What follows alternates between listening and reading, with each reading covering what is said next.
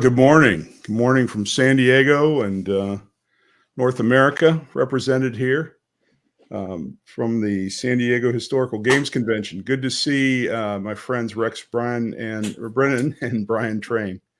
Guys, how you doing? Just great. Good morning. I have my echo on. I'll turn that off. Professional that I am.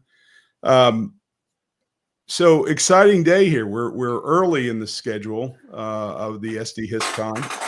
I got up early and 1 o'clock Pacific time and caught Fred Serval's coffee this morning in Europe, and it was great to see a growing contingent of European attendees to the SDHistCon. I think there were 24 people in the room at one point, which was great, and some early risers in America and then some late nighters from my perspective. But here we are in the morning in San Diego, and of course morning across North America.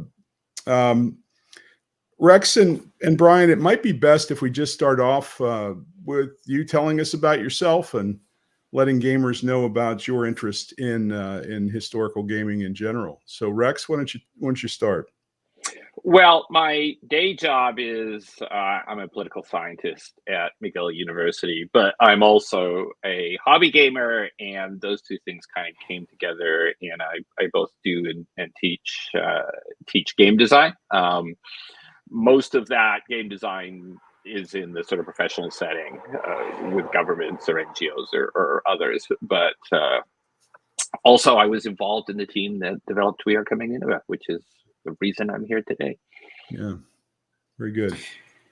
And I'm Brian Train, and my day job has absolutely nothing to do with games or gaming, or although I'm peripherally involved with education. And games and game design, I think, help me to do my job a little bit better than otherwise. I've been designing war games for over 30 years. I've been designing a lot in irregular warfare, and lately, in the last few years, been concentrating more and more on modern urban warfare. And I've known Rex for a very long time, so over 40 years. And and so, as Rex will relate, this game grew out of a class project, and Rex asked me to become involved in the game's development. Yeah, Brian and I met when I was at university, and president of the University of Victoria Strategy and Tactics Club, which was the name of the wargaming club. So we go back to the early 80s, I guess. Yeah, I was in high school at the time, but I was just still getting into war games. I started playing them in 1979, and Rex is a couple of years older than I, so I was in high school, he was doing his undergraduate degree, but we would get together and have these enormous miniatures battles on the tables in the classroom that we pushed together on a Sunday afternoon. However, Rex had the largest collection of micro armor, but he collected only Soviet and Warsaw Pact stuff, so it was always Russians versus Chinese. Well, as we all know, Brian, it could happen. It maybe. Yeah. He's still got the collection, as far as I know. It works for Russians versus Ukrainians now. Yep. So. That's true. That's true. All my older stuff has become relevant as the Russians pull old stuff out of inventory. I don't even need to update my micro armor. You should never, ever throw anything away. Yeah, absolutely. Very funny. Well, again, great having both of you, and for spending the time. I remember Brian and I first met at a Consim World Expo in Phoenix, Brian, and I remember you telling me about this Rex Brynen that you were working with on this or that, or talking to, and with the very austere Rex Brynen. I was actually afraid to meet Rex. don't think I'm particularly frightening, but well, now we know that, but at the time, Brynen and I were out of touch for decades, and then we reconnected because we were both active on the Small Wars Journal messaging board, and it was Brynen Rex, So that's how we reconnected after a reunion. Several decades.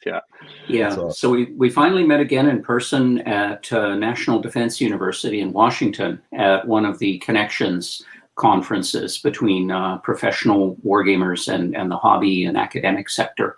You have a session after this one at 8 o'clock about the nexus between professional and civilian wargaming, which I intend to attend. So the first question and the first thing I'd like to talk about is the game We Are Coming, Nineveh. It's and by the way, congratulations, because it was nominated for a Charles S. Roberts Award. And we don't know yet, but are hopeful and optimistic. But I'd like to hear the story. I think it's quite the interesting and a bit of a complex story about the genesis and development of this game. Yeah, and it's a good place to start, because I want to give credit to the two people who aren't here who were the impetus behind it. I decided I wanted to teach a conflict simulation course at McGill, essentially a war game design course, although it's broader than wargaming. And in the very, very first time I taught that course, it was a relatively small group of students the first time around. One of the students, Juliette Lemonez, she was doing her undergraduate honors thesis on the Iraqi security forces, particularly the Popular Mobilization Forces. She had never wargamed in her life. She was taking the course because it sounded interesting, and she absolutely wanted to do something on Iraq, particularly the Battle of Mosul.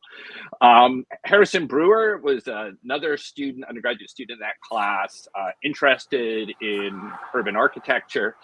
And essentially Juliette forced him to team up because they had to form teams. Harrison had done a little digital wargaming, so he had a little experience, but that was entirely digital. So in terms of board gaming, both of them were absolute neophytes, and they designed what is still the absolute core for the game. Obviously, I was assisting, as I do with all students, but it was their term project. All the basic mechanics of the game were in the term project. There were no major changes, just a lot of polishing after that. And I thought it was really good. So I said, I think you guys could publish this. I'm happy to come aboard and help them do it. And I bet my friend Brynen would be interested too. And they knew Bryan's game designs already from the course. So this was like having a Nobel Prize winner of counterinsurgency and insurgency and irregular warfare jump on board. And so Brynen came on board, and we went from there. But full credit to Juliette Harrison, because they were the ones who came up with all the core game mechanics and made it work in a class project. And even further to the credit of Juliette and Harrison, they have gone on to what I think will be very responsible, interesting, and lucrative careers, unsullied by the experience of having designed war games. And very appropriate careers, because Juliette went on to get a graduate degree in Middle East security, and Harrison went on to get a graduate degree in urban planning. And it's a game about Middle East insecurity in an urban environment. So right. They followed those interests. Yeah, right. And everyone's permitted youthful indiscretions, so I think they'll be fine. Well, it's a great story, and we inherently believe that there's a lot of great things that can come to the hobby from the work that's done at the universities, and we love the idea of getting to see these games. So this is a terrific opportunity to play a game that actually got its genesis in the classroom. So very exciting. I'll just add, one of the great things with working with students, I mean, usually maybe only 1 or 2 or 3 students in the course, my class out of 40 who got any wargaming experience at all, is they ask those really basic questions like, why do you do it that way? Why wouldn't this be simpler? Or, I don't think you really need that. Or, They all can't stand shits, by the way. That's why there's a lot of block games come out of that, of course. So they're unencumbered by the assumptions of what should be in the game, and that. I mean, there's all kinds of drawbacks from not being an experienced wargamer, but they bring fresh eyes to problems, which I think can be really, really helpful and innovative. Yeah, I think that's important to note. And while they may not have experience in wargaming, I think they might have experience in board gaming. So you're right there. They're sort of untrammeled by a 30 or 40-year history of playing war games, but they also have a knowledge of mechanics found in Euro games. So there's they're I guess more experienced and more open to putting in these kinds of alternative mechanics as well. Not always appropriate, but sometimes you can find ideas from anywhere. Yeah, no, was it Thomas Edison said that part of his ability to innovate was the fact that he hadn't been professionally trained and educated, right? Yep. So I absolutely believe that, and I love the crossover idea between the Euros is also fantastic. Well, tell us about what's the message? What should we take away from this game, and how do its mechanisms serve that story? Well, I'll start, and then Brynen can add in his own views on this because we haven't talked about it. For me, the most interesting thing from which the whole game works backwards is the ambiguity of the victory conditions. In other words, there's not one thing you're tracking in the game. You're tracking how long it takes the Iraqi security forces to clear the old city of Mosul. You're tracking how costly that is to the Iraqi security forces in terms of military casualties, and you're tracking collateral damage. And all of those are important, and the two sides are not necessarily striving for a win on the same set of criteria, because you get to decide secretly before the game decides what's most important to you. So it may well be that Daesh or ISIS want to see a lot of destruction because they think it makes Mosul ungovernable in the long run, or they want to last a long time so they can boast about how they survived against impossible odds and so forth. And the rules even have a section at the back which says, well, if you've lost but you've done really, really well on one of the criteria, you can just argue and say you have a moral victory regardless of what the victory points say. And then from that, when you're deciding how you're going to conduct the operation and what particular assets you need for it, you need to synchronize those with what you've decided is your overall political goal. So if you want to keep military casualties down, you can invest in an awful lot of indirect fire and airstrikes, but you're going to flatten the city. And in so doing, you might contribute to the Daesh narrative that you don't care about Sunni lives. And so you have to sort of work backwards from these almost ambiguous, complex, what is victory in a battle like that, all the way back to the operational planning you need to do before you start moving anything on the board. And for me, that's the really interesting thing, because I'm a political scientist. Of course, I'm gonna have a bias on the sort of politics of what it is to win, but I think that's really important. I think we see that in other conflicts as well. Yeah, I think that this idea that there's a tremendous amount of ambiguity in what actually is victory, and that in actual conflict, it's not just a series of victory points, right? You may be achieving some goals and not others, and you may not know what those goals are until after things are over. So that's a very interesting application. Yeah, definitely. It's my background is sort of like in irregular warfare and insurgency, and even before that, war games on sort of more conventional conflicts that are nevertheless very heavily tinged with political content.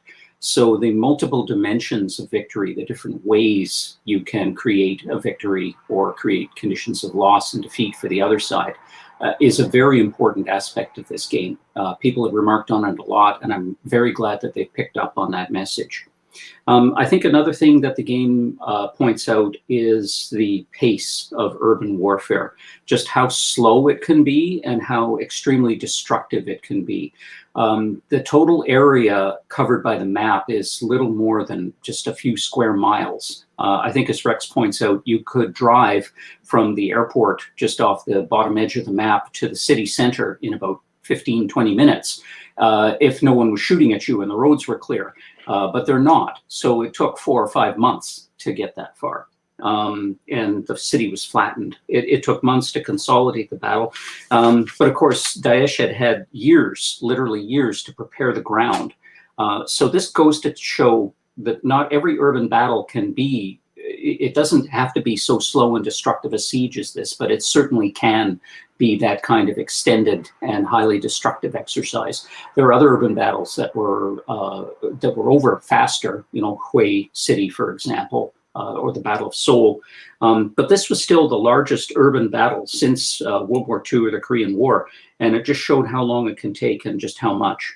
I think another point about the game, and I'm afraid that this has been lost in time, is that the Battle of Mosul happened in 2017, and Juliet and Harrison put this game together in 2017, 2018. This was less than a year after the war had after the battle had finished. Now, because of just the pace of game publishing, it was done by Nuts Publishing over in France, some very nice guys, but those guys, unfortunately, they have to do a lot of regular game business so that they can score a little bit of extra money and time to work on the war game projects, which are central to their hearts.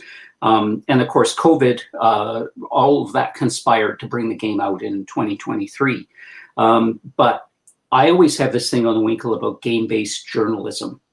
It would have been great to have released this game, you know, within a year of the battle being fought, because the game, as Rex said, the game was essentially in near its final form when the course was over, and Rex and I worked on developing and tuning the mechanics and the cards and so forth afterwards. But the game was essentially finished within a year or two of the battle being over, and it works just fine. You know, it could have been published, if it could have been published closer to the date. I think the point would have been made a little bit sharper on game-based journalism. As it was, about a week or two after the October 7th raids by Hamas, I made a variant of We Are Coming Nineveh for a battle in Gaza City. Because at the time, after the raids, everyone was expecting an Israeli Defense Force invasion of Gaza, and that there would be a climactic and intense urban battle in Gaza City itself, and that Hamas would offer battle. There would be, a huge battle, somewhat like the Battle of Mosul. However, I had this variant put together and available for people who had copies of the game within 2 weeks of the raids, which was my exercise in game-based journalism. However, it was an example of journalistic misfire. All the pundits, all the commentators were saying, oh, going to be a huge battle in Gaza City, going to be a bloodbath on all sides, this sort of thing. But of course, it didn't happen. You know, there was considerable fighting in Gaza City, but it wasn't the climactic battle. And now, of course, we're facing, the main site of combat now is the city of Rafah, which I will not design. I will not design a game on something like that. Yeah.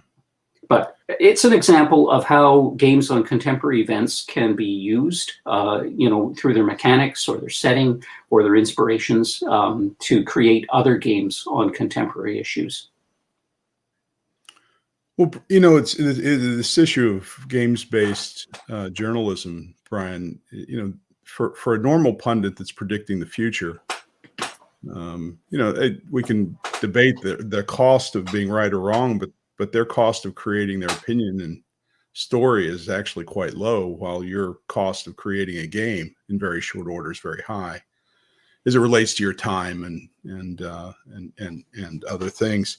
So does that mean that the true application of games-based journalism should be in the context of a year, 2 years, 4 years, or should you continue to do games that come out almost during a conflict? I think there's a lot of value in doing it as soon as possible, or even during.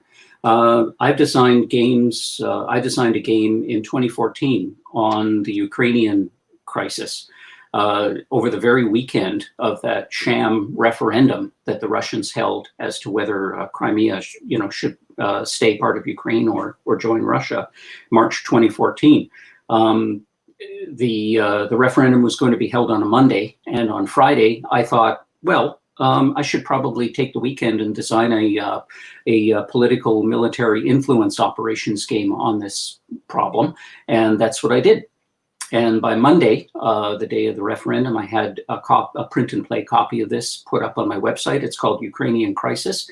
It was formally published a few years later by Hollandspiel, but it's always been available for free on my website. And it's probably most applicable to the first 6 months of the Ukrainian crisis, up to the point of, around September of the first accords, when the threat of an overt Russian invasion had passed, at least for 2014. And again, this Gaza thing, and I've designed other games, that take place very soon after the fact. And, Mark Herman and David Doctor, of course, have been working on a Ukraine game for the 2022 fight, the opening campaigns of the present war, and people have been saying, "Oh, too soon, too soon." How can you get an accurate order of battle out of this? I don't think that's so important. What I think is important is to understand through a game the different dimensions of the game and where it can go. So my Ukrainian Crisis game, for example, is got 3 dimensions to it. There's the military intervention, which is actually mostly threatening moves as opposed to an overt invasion, but covert action as well. There's a political game of influencing countries to support or not support Ukraine. And then there's something, call it information operations. And that's kind of the currency of the game. It's kind of perceptions of who has the upper hand. In an early version of the game, I did use the concept of hand from the old Seinfeld episode on the Pez dispenser. I got to have hand in this relationship, Jerry, but it doesn't travel very well, so I dropped it later. But it's still the only war game I think ever with a Seinfeld reference in it, at least in an earlier edition. But the Perhaps point only was, the first, Brian. Yeah, well, maybe it will be only the first. But still, the point is that the game was not, it wasn't excruciatingly detailed this way in terms of like military mechanics or orders of battle or those sorts of things. But the point was to show how the game could be concluded, how the crisis could be resolved on 3 fronts. And in fact, the game could be won by either side by no one having to go to war at all. That's a definite way to play the game. So anyway, I think that's the important part, is to present this sort of, it's a form of long form journalism. It does take time to put together, but I think it can be used by people to kind of explore and think about the idea and work with it interactively in a way that you can't, with a 15-minute news special or even an article or 2 in a magazine. I've often thought, and Rex, I want to get your thoughts on this idea of using games to communicate or predict near-term conflict. But this the conflict that's going on right now in the Red Sea is a very interesting one and quite complex, right? And at an esoteric level, it looks like the Houthis are lobbing attacks of various kinds into the shipping lanes. But I think it's an interesting question about to really understand it. I think you have to understand everything from insurance to the cost of shipping, to the cost of firing very expensive missiles at very inexpensive drones, and so I've thought that would be an interesting conflict. And I look at our friend Sebastian Bay and the work that he's doing in creating a series of micro games in very short order, right? That are very easy to self-publish in today's world, right? And it would seem that there are just tremendous opportunities for using games to communicate, better understandings of conflicts, spark debate, but also have to deal with the controversy of the too soon, Brynen, which I know you've dealt with a number of times. Rex, what do you think about that? Well, I mean, the reason I teach conflict simulation design at McGill is because it's a very useful tool for thinking through what are the drivers of this conflict. And that applies not only to historical conflict, but also to current and future conflict. Obviously, we have less data, we have less information, but it forces you to essentially develop a theoretical model of why is this happening? What are the constraints on it? What are the enablers? What are the key variables? If you were designing a game on what's happening in the Red Sea, why are the Houthis doing this? How much does it relate to Yemeni domestic politics? Answer a lot of it. What are the costs of not intercepting cheap drones or repurposed anti-aircraft missiles used in an anti-shipping role? Very large.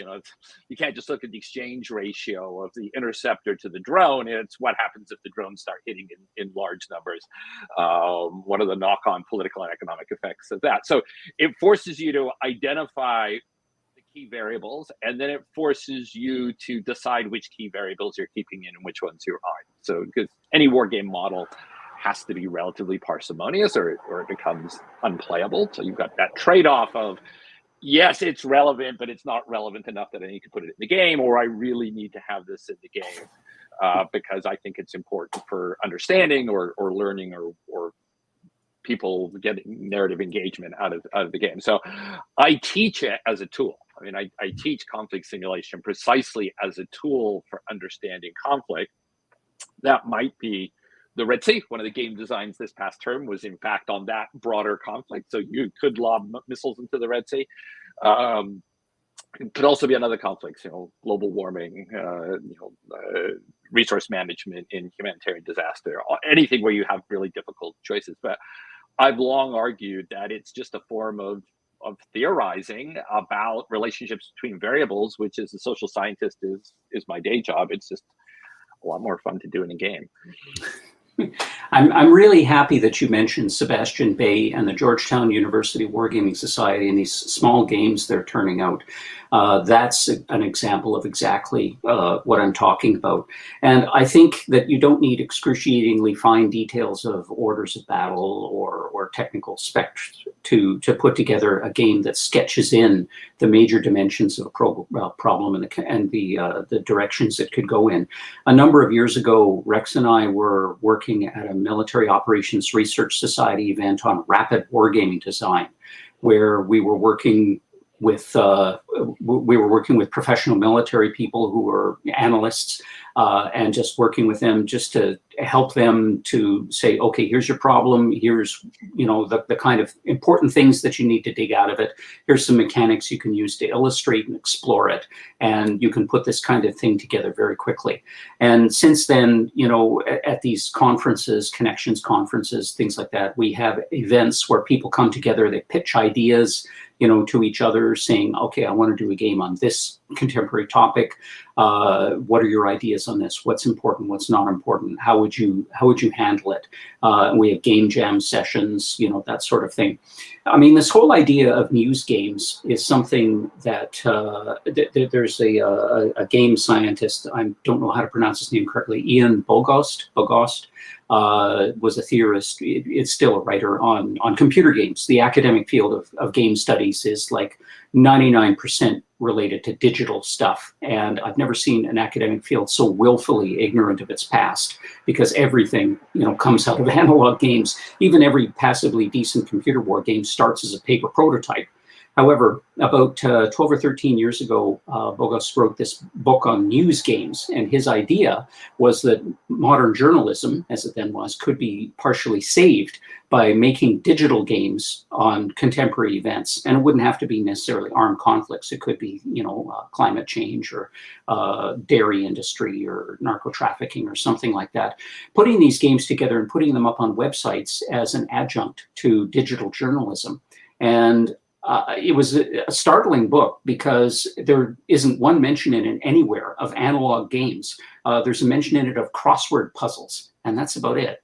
But the rest of it is all burble about, these games will do this. And of course, nothing of the sort happened for a number of reasons. The news cycle is too fast. The business cycle won't make it pay. I mean, in the end, you can't find enough people to do it.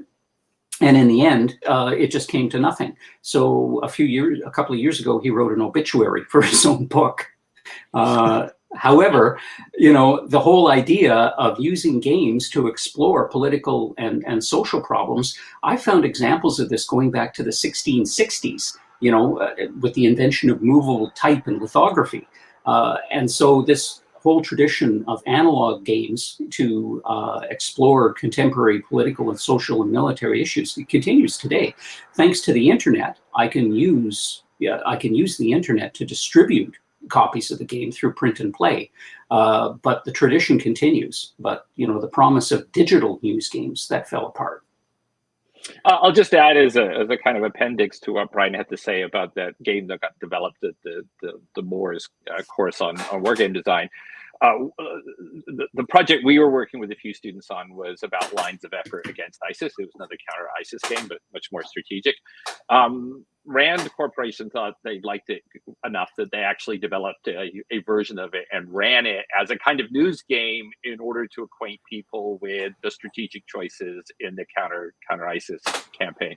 And that was developed literally in a few hours. I mean, we had sort of 2/3 of the day, half-day design session. Someone put all the bits together overnight. It was playable by the next day, and then the following year, it became an actual beautiful-looking Rand game that they ran with, congressional staffers and folks like that to let them better visualize and understand the various lines of effort against ISIS in Syria and Iraq.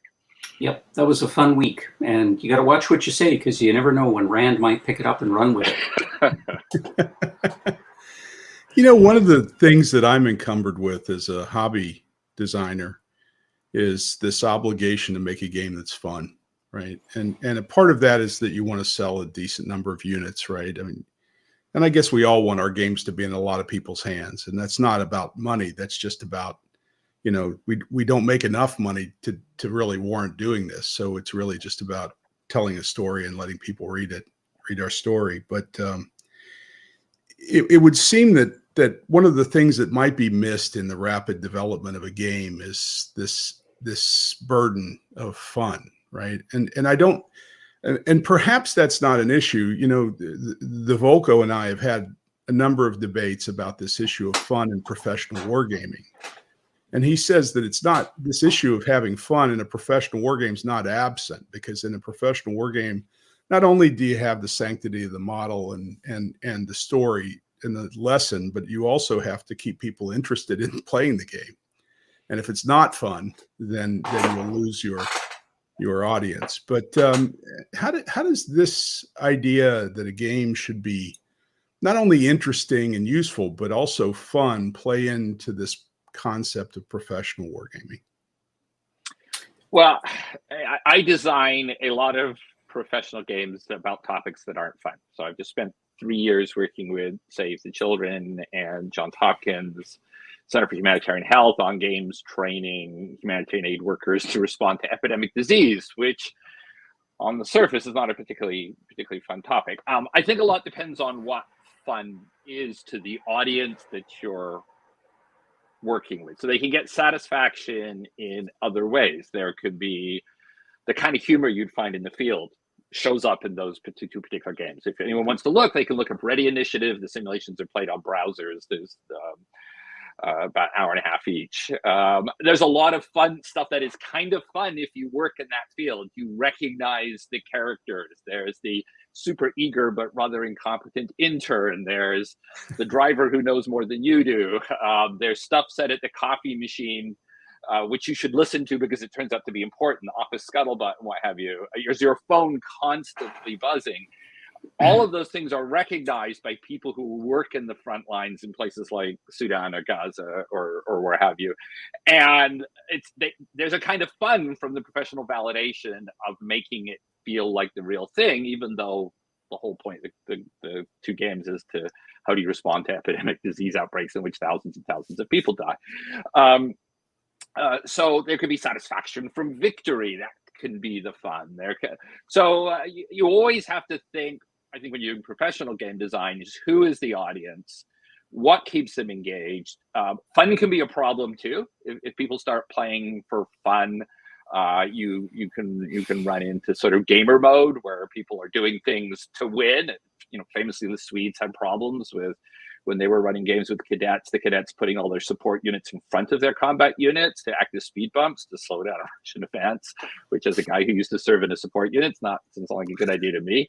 But they were having too much fun. They weren't thinking about how would I defend Sweden against a Russian assault. They were thinking, I really, really want to beat the game. So I think in a professional setting, you're trying to leverage engagement to deliver on the desirable game effects, whether they're educational or analytical or some mix of that, but also recognizing that it could be a problem or someone could take offense or someone could say, my mother died in that. I mean, I run a peace building game at McGill, and that's an enormous problem because my students come from all over. I've had students saying, well, I should let you know my father was killed in the Rwandan genocide, so this game might be a bit sensitive for me. So it's always a case of objective audience and how you want to leverage that emotional response, whether it's fun or other kinds of things. Yeah, I wouldn't. I'm a little loath to use the word fun, especially with this, with respect to professional games, but for hobby games too. Even the word hobby is kind of pejorative, non-professional. I would instead use the words. I would use words like immersion. Immersion and it's a form of it's like a form of role playing. There's the talk. Huizinga talks about the magic circle that people step into when they play a game. So people accept that some of the rules of life are a little suspended, but it's for the sake of telling a story. So when people are playing a game, they're creating a narrative, they're telling a story, they're working through a story together. So there's the immersion, there's the fascination, there's the basic interest in the subject matter in the first place, and of course, as Richard Feynman said, the pleasure of finding things out, the pleasure of exploring an issue in a game form, in an interactive way, with other people, which is something that you simply do not get by sitting and reading a web page or a newspaper article or magazine article by yourself. So you get that. You definitely get that, and that's where an analog of fun emerges. And as far as making money and sales, well, I don't care. I just I was involved in at the beginning of designing war games. The first publishing company that I was involved with was the Microgame Design Group with Kerry Anderson, and we were a non-profit wargaming publishing company by intent, by design, not by outcome, which I think made us unique. Yeah. But the idea was simply to give physical form to somebody's ideas and game designs and push them into people's hands for the price of what it cost to print them up and mail them. And I've always subscribed to that. And that's why things like print and play and just making things available through PDFs, it's costless. And people can pick it up or lay it down, leave it alone. It's all one to me. However, I do like, I don't like to think I'm just dropping pebbles into a well, but still, at the very least, it's a way of designing a game on something. For me, it's a way of researching it and exploring. I have to explore the problem myself and then design a game on it. So that's how a part of how I set the word world in order in my mind about things. So it's for me first, and my understanding first. And I come to that understanding, I want to share it with other people, or at least my interpretation. And and if it bugs someone enough that they go and they design their competing game, or they read another book or something like that, that's great. That's just as good. Well, we should, Brian, you and I should do another show on that, and maybe get Rex in with us. But the question of quantity of people is interesting. That play the game, and if I thought there were 6 people going to play my game, I probably wouldn't do it. I would maybe make it and play it by myself, but I wouldn't go through the necessary publishing development, right? Unless I thought there were a meaningful number of people that would be interested in it and play it. But it's interesting. And again, I'm not surprised, Brian, to find out that you're also anti-fun. So based on our yes, history. We must all sit quietly and take notes. Hey, we have an excellent, thoughtful question from fellow Canadian Andrew Buchholz, also a member of the SDHist team. And he's talking about, people doing ahistorical things and what can you do as a designer to minimize that. Rex, my first thought with our Swedish friends putting support units up front is, well, for some reason they're rewarded for putting support units up front, right? Or not penalized enough. There's no penalty for losing clerks. Yeah. Yeah. So your supply isn't affected, or your chow is not affected, your morale's not affected. No, it's a really interesting question, because but by the same token, you don't want to prevent innovative responses, right? I mean, warfare is full of people doing things that they weren't supposed to be able to do. You can't march elephants over the Alps. Why would anyone land in Normandy? It doesn't have a harbor and it's too far away from the Channel ports, or on and on. So you need to balance out and do ridiculous things versus recognizing that some of the great military successes have been innovative. They haven't been doctrinal. I always had this problem with professional military games and handcuffing people too tightly to doctrine, and then we go and celebrate all the commanders who didn't behave doctrinally. I think what you want to do is you want to have the appropriate penalties or risks. There are historical examples in Burma of using admin troops to secure ground. So, maybe you don't entirely want to make that impossible, but there should be real consequences to doing it. In We Are Coming Nineveh, you don't have to build your defense around the old city. If you want, you can try and defend all of West Mosul. I don't suggest you do it, because it's a hell of a lot easier to defend the old city.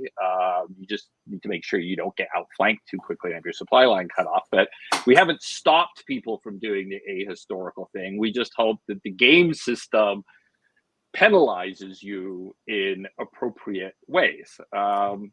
So that's my preference, is to think, why didn't they do this? And let's make sure that the game system recreates the why you wouldn't want to do that. But isn't absolutely handcuffing you into doing things a very, very conventional way. Because then I think we lose something about what alternative strategies they might have been. And Brian and I have had a discussion about this. So we're at a very early stage of thinking about the Battle of Marawi, which was also a government versus Islamists, ISIS affiliated, in the Philippines, going on pretty much the same time as the Battle of Mosul. Very similar in some ways, but a tenth of the scale. But grinding month-long urban combat. Now that battle has 2 phases. It has a phase where the insurgents grab a bunch of things, and the Filipinos are absolutely on their back foot, and then a sort of grinding siege afterwards. And we're debating how much of that initial battle do we want to have. Do we want to dispense with it and go straight to the siege? But theoretically, the insurgents could have seized the barracks and then had a lot more firepower than they had. They tried it and they didn't pull it off. Maybe they would have, in that initial period when they were sort of driving all over the city and grabbing checkpoints and they could have done something different. So how much do we want the insurgents to actually have opportunity to do something slightly different at the beginning, which changes the nature of the siege, or do we want to go straight to the siege? And we haven't decided. We're kind of, I think, both some kind of mini game or card game or something at the beginning to capture that first very fluid, very mobile phase of the battle before you get to something that looks a lot more like West Mosul. But that has been a choice. How much do we want to handcuff you into exactly the way the battle was fought out in 2017 versus other tactical and operational choices that the insurgents and to some extent the Filipino government could have made in the initial hours and days? Yeah, that is the stage we're at, and I think that's the way we're going to go. Is that you could go straight to the historical siege and skip that sort of pregame, but what happens in the pregame would set up some of the conditions and parameters of the game that follows. So you at least you have the choice of doing one or the other. This is an idea that I had. I'm pleased to take a look at it this way, because years and years ago I designed a game on Budapest 1956. The Soviet intervention there, and at the time I had an idea of a sort of pre-game that would have set up some of the conditions for the battle itself, based on the kind of political maneuvering and sort of political decisions that have been made beforehand. And as it turned out, I did the game just on the battle itself and not that sort of pre-game. Years and years later, I did Knights of Fire, which is a game about Budapest, with David Turtzi, and we created a link game with Days of Ire, which was a game that David had designed a year or two before on the October 1956 revolution. So we created a link game between the revolution in one month and then the Soviet intervention in the following month. So in a sense, I did arrive at that. I did get that pre-game, that sort of preamble to the battle. And I think that's important, because these games, we were talking a moment ago about scripting, not scripting too much. And it's important really to give context as to why a battle was fought the way it was, where it was, in addition to the how.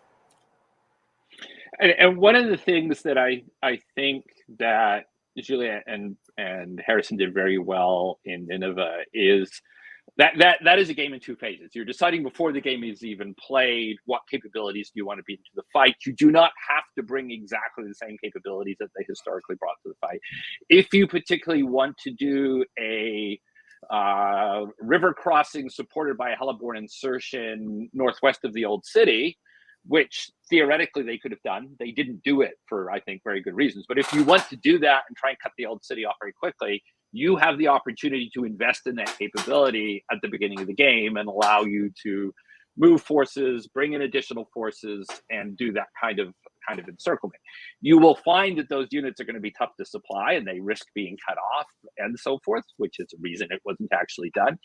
But when you play Nineveh, you spend time deciding what additional capabilities you want to bring to the game. And some of those allow you to do things which were historically doable, but not particularly good choices. There are things I wouldn't buy in capabilities in Nineveh, but they're put in there so that you can try that out and say, oh, how would this have worked? That's one of the things I do like about their design is this two-phase. You really have to decide. You got to do your operational planning before you even start playing on the board with Nineveh, because you not only have to decide what your most important objective is, but what assets and capabilities and training and deconfliction and everything else you want to bring to the battlefield in order to then support that operational goal. You don't just start setting the pieces up and playing.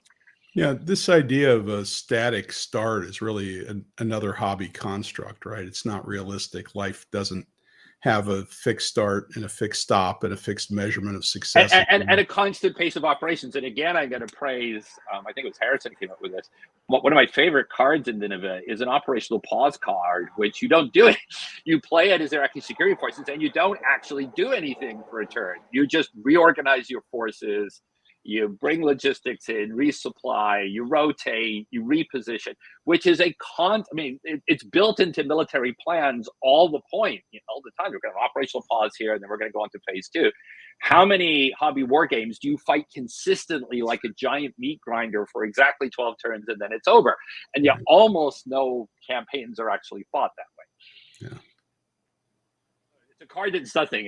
Maybe this should be the Seinfeld reference to get back to what Brynen was saying at the beginning. It's a card about nothing, right? You play it and you can't actually engage in combat that turn. You just move stuff around to better position yourself for the next turn. Well, yada yada. If the card was suitably named, it would be the second card with a reference, a second game with a reference to Seinfeld, of course. Well, in closing, I'd like to hear some predictions for the future. What's about the world or gaming? Well, or yes, narrow that and the answer is yes, Rex. I'd like to hear a little bit about what's next for you all, and you've already talked a little bit about that. But what are the interesting changes that you see coming in the world of historical gaming? You start, Brynen. I don't know. In the time since I stopped working on We Are Coming Nineveh, which is 2018, I've designed over a dozen games since then. Half of them have been on the urban theme. I've been doing work recently with the 40th Infantry Division, California Army National Guard's Urban Operations Planner course. Designed a game for them, and I designed on urban warfare, and I've designed a variant of it for a Canadian Army battalion commander. I've designed other games on different aspects of urban combat, modern urban combat. This is something that I find is really, it's the coming thing. It has always been the coming thing, but it's really starting to arrive now, and it's going to be very nasty, and people need to study this problem, professional and civilian alike. So I've been doing a lot of work on that kind of thing, but I've been designing games on a lot of other topics as well. But I think as far as contemporary gaming goes, we would be well served to kind of spend more time studying that problem, urban warfare, and particularly urban irregular warfare. But anyway, that's another whole broadcast. I'd be happy to go into that with you another time, Harold. Yeah. So, I mean, one thing, it's not new, but I think it's been very positive, is over the last decade or more, and the influence here is really coming from the Euros, is an emphasis on game design elegance, that simply adding in more complex bells and whistles doesn't always get you a better gameplay experience, and it acts as a barrier to the hobby. So I'm really pleased to see a lot of, I think, accessible but historically realistic war games out there, Shores of Tripoli and so forth, that I can use as entry-level games for students, because I'm sure as hell not going to put Campaign for North Africa in front of them and say, let's play. So I think that's been a very positive trend. I think that's a trend that grows the hobby. I think it's a trend that makes it, the board gaming industry generally is taking off. It's huge these days. I think that becomes our starter drug for wargaming. Is this game is relatively easy to play, and you don't have to look at a CRT with 17 pages of modifiers before you can play it. I think we're going to continue to see that, because I think the market rewards it. But I also think it's good for the hobby, because people start there and then they go on to more complex things as they develop their preferences. In terms of what I'm working on personally, it tends to be a function of who sends me a really cool email about, would you help with this game project? So, I had no idea I'd be spending 2.5 years working on infectious disease games until that happened. And that happened partly because of other stuff, including the COVID pandemic, where I was working on COVID vaccine rollout games for the federal government. I'm doing a bunch of stuff with CNN on training journalists, which initially was just in Abu Dhabi once a year, but it looks like I'm going to be doing it in Mexico City. So that, talk about news games, those are journalist training games. They're a bit more like LARPs than they are, what we would think of as war games, but hey, it's fun. I have a lot. So for me, I'm working with another part of the federal government on an exercise right now. So for me, it tends to be, I open my email and someone says, would you like to work on this? And my criteria, I'm far enough along in my career that my criteria are, does it sound fun, and do I think it's socially or otherwise useful? And if it meets, and sometimes they pay me, which is nice, but that's actually the least important. So I've stopped planning my life. I mean, I had all these very cool projects keep coming across my desk that I had no idea existed until I opened the email. So I have ceased planning my academic life just because cool gaming opportunities keep showing up. Yeah, I'd like to echo Rex's comments about the cross-fertilization between more general board wargaming and historical wargaming. In biology, I think they call this hybrid vigor, and that's why a mutt makes a better pet and a more successful dog than a purebred. Right. Now you've really done it, because we're going to have all the purebred owners watching this going after Brynen. So he's managed to go through no controversy. We covered the conflict in the Middle East. We're fine, and he's just blown in the last 30 seconds on I had to put my foot in it. The dog purebred comment from the purebred Canadian. I'm shocked and amazed. It's been great having you, and so many topics that I'd like to investigate further. Rex, you talk about the growth of the hobby and the growth of board gaming in general. And I think, a lot of what we do at SDHistCon is we try to knock down the barriers between this massive group of people that love to play games and the games that we all love. And so, let me just say, the most frequent comment I get on the course evaluations for my wargaming course is, I had no idea this existed. Yeah. And then some enthusiastic comments about wargaming. That is the single most frequent comment I get. So there's a lot of room to grow the hobby. Yeah, I think so too, and a lot of people interested in strategic games, and tons of opportunity. And I also think it's true of the kind of barriers between professional gaming and hobby gaming. And Brynen, you said something else earlier that I thought was incredibly interesting that would warrant an entire hour of discussion, but that hobby gaming can be perceived as a pejorative. To me, not at all, but I would understand where a professional wargamer might not want to be called a hobbyist, and which is, just more interesting cross-sectional stuff that we need to be careful to tamp down and make sure that everybody gets as much access as is legally sound and appropriate. Well, maybe the panel following this one on professional and civilian wargaming, the Nexus, will maybe explore that. Yes, and I've had some discussions with them, and that's certainly a hot topic. So I look forward to that. Of course, I'll be having coffee with anyone that wants to attend. But gentlemen, thanks. What a pleasure to talk to both of you together, and I hope we can do this again soon. Absolutely. Thanks for putting it together, Harold. Thanks so much. Bye-bye.